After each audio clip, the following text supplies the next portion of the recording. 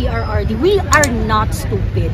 Alam namin yung galaw ninyo, alam namin yung laro ninyo, pinapanood namin kayo dahil kayo ang nilalabanan namin, yung uri ng politika na gusto ninyong manaig dito sa Pilipinas. Yan ang ayaw namin. Ayaw namin na binabalasubas nyo ang mga Pilipino, ayaw namin na tinatapakan nyo yung mga karapatan namin. We are not going to be intimidated. Benny Abante, we are not intimidated. I am not intimidated by you. And we are going to bring this fight kung saan fair ang laban. Doon tayo magkita-kita, doon tayo magsagutan. Hindi ako pupunta doon sa lugar niya kung saan babalasubasin niya ako. Bakit? Na hindi ako makakasagot? And then they are going to impose a lot of things on me and would limit me to answer yes or no? Mag-usap tayo kung saan fair ang playing field. We are not going to be intimidated sa mga kabulukan nyo dyan. Mga abuser kayo ng kapangyarihan dyan sa House of Representatives. Ang dami nyong utang sa mga Pilipino. Flood control na hindi nyo ma-account ng maayos. Perang binigay ninyo sa sarili ninyo, 12 billion 2023, 12 billion 2024, and 17 billion ng 2025. You cannot explain kung saan nyo gagamitin yan. And so, you know, I implore lahat ng mga Pilipino, let us rage a social media war so that everyone will know how abusive this House of Representatives, this 19th Congress, how abusive they are. Every single Filipino should know na binabalasubas tayong lahat, araw-araw tayong nire-rape. Hindi sila nagpapaliwanag kung paano nila ginagastos ang pera ng bayan. Mga putang ina.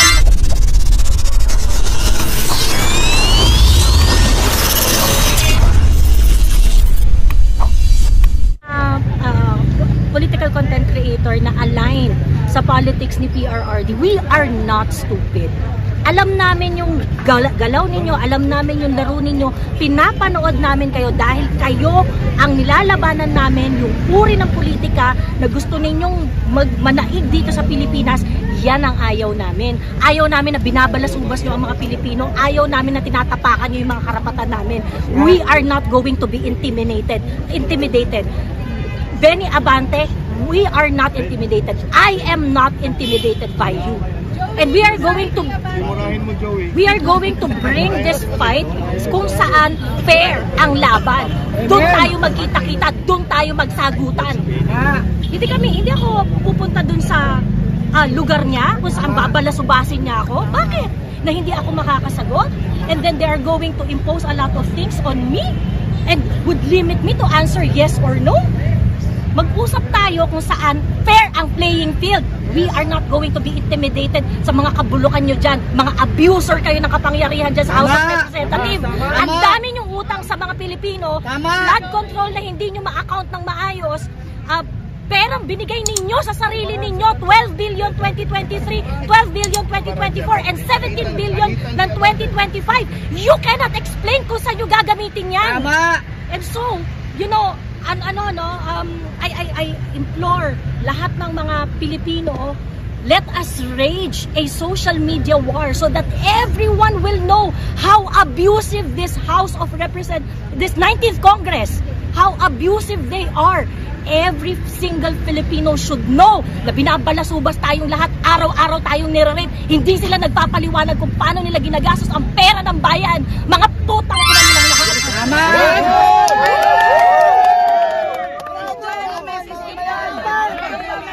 Yung mamamayan katulad natin na nagsasaad lang naman ng ating karapatan para sa malayang pamamahayag at malaya na pag-express ng ating sarili.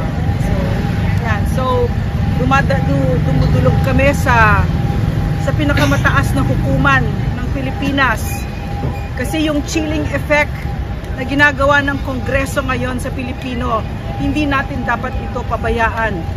The right to free expression is a right that's higher than all our rights at hindi natin dapat yan isinusuko at dapat ipinaglalaban natin yan. Sino ba? Sino magtatanong? So, ma'am, galing na kayo sa loob o papasok pa lang? Ngayon pa lang ipa-file siya. Okay. Ngayon pa lang ipa-file. Ayun, shout out. Bigyan lang shout out. Good luck po, Doc Lorena. Yan. Nandito po kami, suportado po.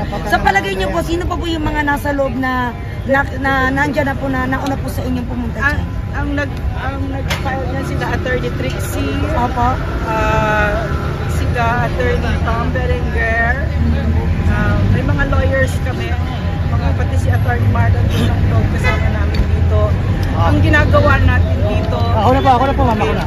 ang ginagawa namin dito, no, ang gusto namin, bigyan ng boses ang bawat Pilipino. Hindi kami nandito para sa sarili namin. Walang natatakot dito.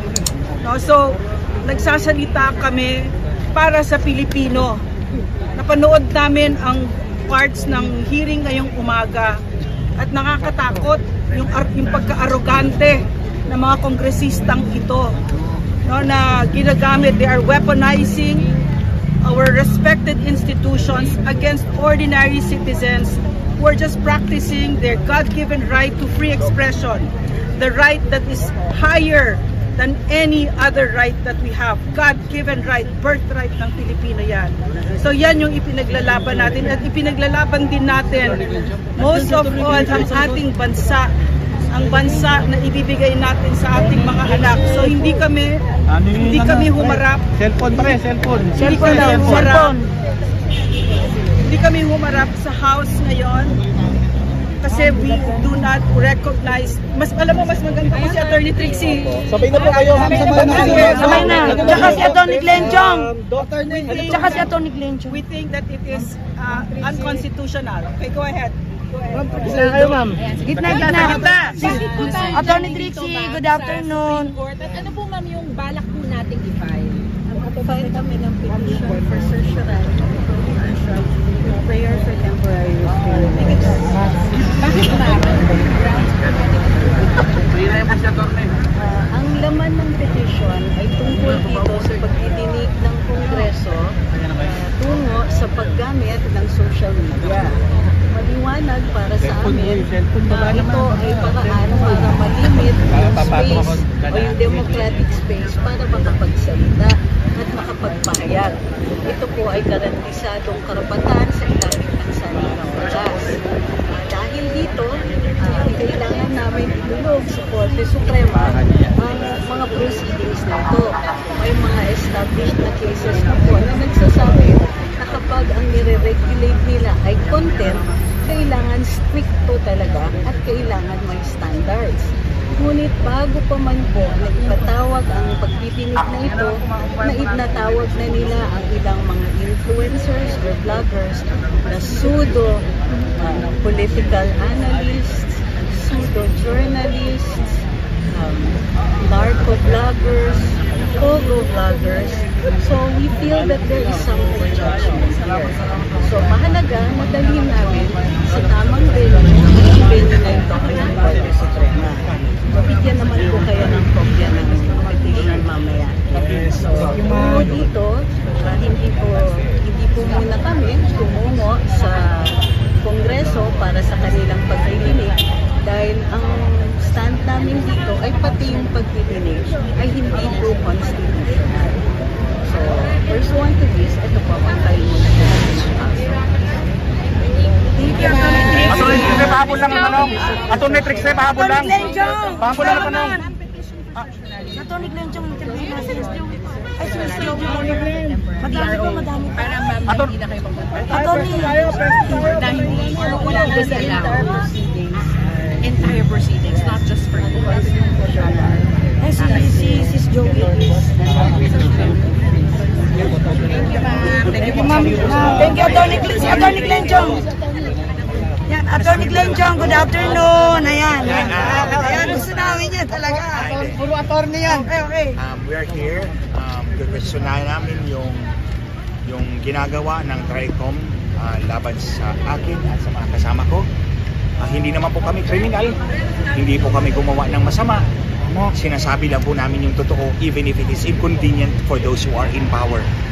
Itong ginawa nila, gusto nila kaming pigilan. That is unconstitutional prior restraint on our freedom of speech, expression, and of the press.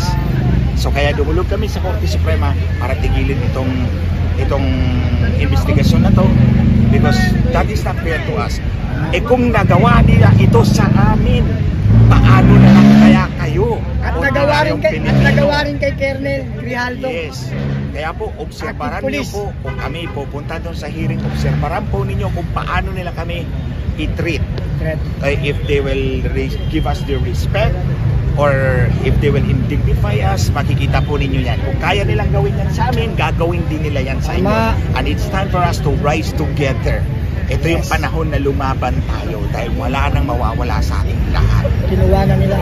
Kukunin nila lahat and they will not stop. They will gag us all. Yes. Dahil hindi nila kayang sagutin ang katotohanan sinasabi namin. Wala pong nagsuporta sa amin kundi sarili lamang namin. And because of what? Wala naman nagsuporta sa amin. And then they label us as supported by bogos and drugs. That's very libelous. Pwede namin kayo kaso.